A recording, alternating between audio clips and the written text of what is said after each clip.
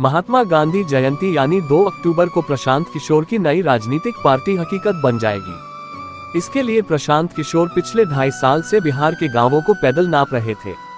अब वो पार्टी बनाने जा रहे हैं। इसके लिए उन्हें जी बिहार झारखंड की तरफ से ढेर सारी बधाई।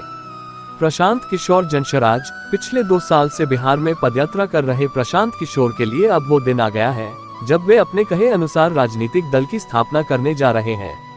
जी हां, 2 अक्टूबर यानी महात्मा गांधी जयंती पर बिहार में एक नए दल का प्रादुर्भाव होगा और उसके शिखर पुरुष होंगे प्रशांत किशोर। वहीं प्रशांत किशोर जो कल तक किसी और के लिए रणनीति बनाते थे, लेकिन उन्हें अब खुद के लिए राजनीतिक राह बनानी होगी, जो फिलहाल के हालात में आसान नहीं है।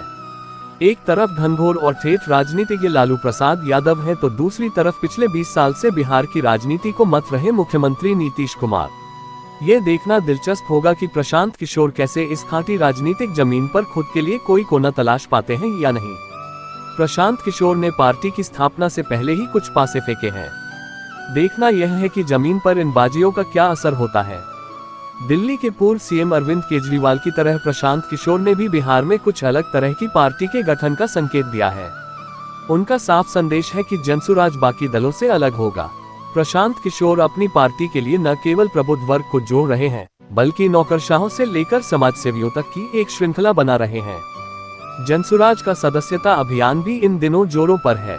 Right to recall. Prashant Kishor ने जनप्रतिनिधियों को वापस बुलाने के अधिकार राइट टू रिकॉल की व्यवस्था कम से कम अपनी पार्टी में लागू करने की बात कही है। प्रशांत का कहना है कि जो कोई भी उम्मीदवार अपने क्षेत्र में जनता की उम्मीदों पर खरा नहीं उतरता है, तो इस व्यवस्था को लागू किया जाएगा।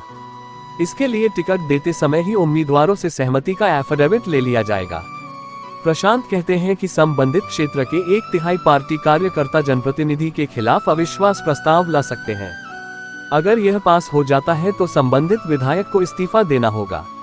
विकास का ब्लूप्रिंट। प्रशांत किशोर की नई बनने वाली पार्टी के बैनर तले अगले साल फरवरी महीने में पटना के गांधी मैदान में जलसा होगा, जिसमें बिहार के 8500 पंचायतों के विकास का ब्लूप्रिंट होगा।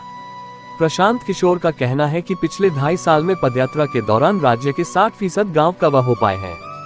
पदयात्रा जारी रहेगी और हर गांव तक पहुंचने का लक्ष्य है।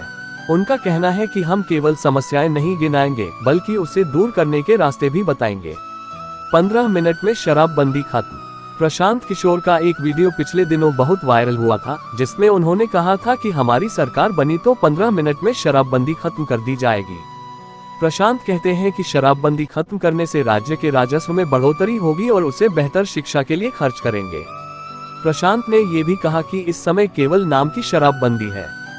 घर घर शराब पहुंचाई जा रही है, केवल दुकानें बंद हैं। 40 महिला 40 मुसलमान। प्रशांत किशोर ने पिछले दिनों ऐलान किया था कि उनकी राजनीतिक पार्टी हर लोकसभा क्षेत्र में कम से कम 1 महिला और 1 मुसलमान को टिकट जरूर देगी। इस तरह बिहार के 40 लोकसभा क्षेत्रों में से 1 महिला और 1 मुसलमान फॉर्मूले के हिसाब से 40 महिला और 40 मुसलमानों के टिकट तो फिक्स हो गए हैं। ऐसा करके प्रशांत किशोर महिलाओं और मुसलमानों में अपनी पैठ बनाना चाहते हैं। जाहिर सी बात है कि अभी तक कोई भी राजनीतिक दल न तो इतनी संख्या में महिलाओं और न ही मुसलमानों को टिकट देती आई है। देखना यह है कि 2025 में क्या होने वाला है।